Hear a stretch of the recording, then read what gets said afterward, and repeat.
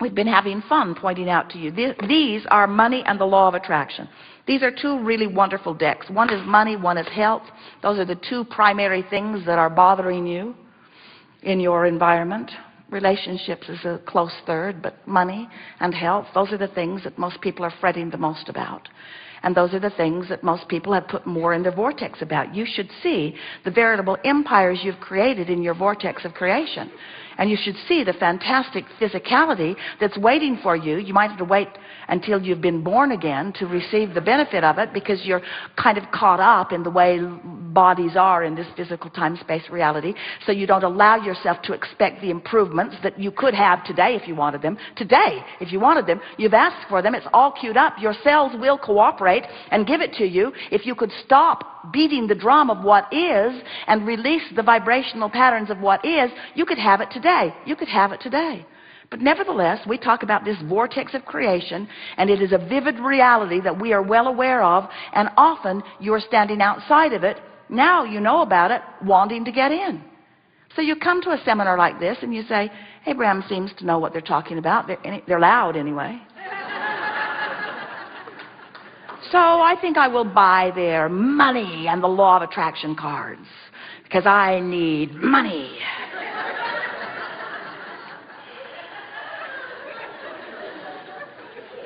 I will praise success wherever I see it. Sure I will.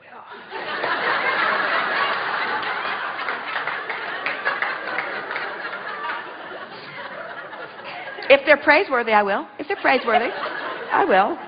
Most of the people who have money shouldn't have it. Took it away from the rest of us. I am developing the skill to direct my thoughts.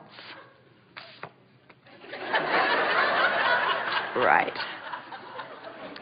I do not need to have money to attract money. Who writes this stuff?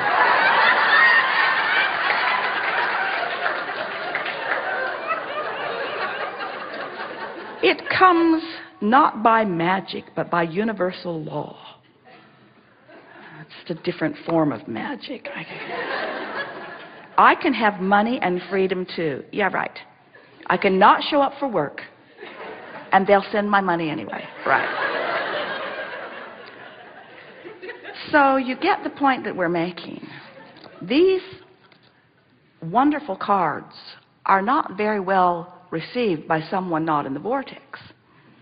In fact, if you're not in the vortex and you really want and need money, if you just got that big tax bill or that big whatever it is, and you're reading these cards from your place of concern or worry, these cards are annoying.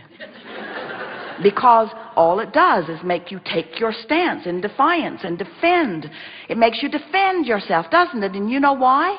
Because you know with every fiber of your being that life is supposed to be working out for you. You know that on many, many levels you are right about who you are, and so you are defensive about what's going on. So we are suggesting that rather than using a tool like this to try to get into the vortex, which often you might have to read through this deck 100 times before you even find anything that you don't argue with if you're outside the vortex. You got the point, didn't you? And aren't you sort of in agreement with it? But if you find yourself, let's say that your grandchild has come over and your heart is singing, or you're hearing music and you find yourself moving to the rhythm of it and just feeling wonderful as you're hearing the music. As you move into the vortex because of something that you've observed, what we want you to do is acknowledge how good you're feeling in that moment. I'm in the vortex, and then that's when we think it would be a very good idea for you to look through your deck of cards or anything else. What we're saying to you is do 100% of your affirming from inside the vortex. Where what happens with most people, you do most of your affirming outside the vortex.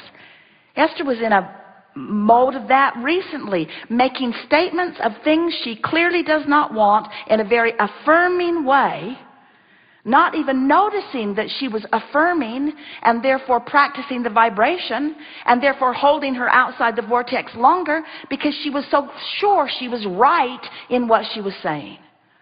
And what we want you to understand is, of course you're right. You're always right. You're right. What you think will manifest around you, and it will prove you right. If you think there's not enough money and you keep affirming it, it will show up like that in your life experience, and you will be right. And then you'll be able to say, see, I told you it was right. I told you, I told you, I told you. On your tombstone, they print your words. I told them I was sick. In other words, what you affirm is. And what we're wanting you to understand, this art of allowing really is about the art of affirming. It's about the art of practicing the thought of something until it becomes so practiced that you don't have to think about it, you just believe it. It is just your knowing. So we want to put it out to you. Do you believe more in wellness or in illness? Well, if you are like most of your nation that is being polled all over the place, who is frantic over health care, you believe unequivocally in illness. You believe that you will have your way out of this earth with tubes up your nose and tubes in your veins, and that you will need this health care. You will need it because there is this long decline that is certain for you. If you're like most people, that's what you believe. But it's not what the source within you knows. It's not what who you really are knows. So when you think that thought, you feel horrible, and then you think you feel horrible because your government or somebody isn't doing something that you think they need to do. You're giving your power over to uncontrollable circumstances, you see.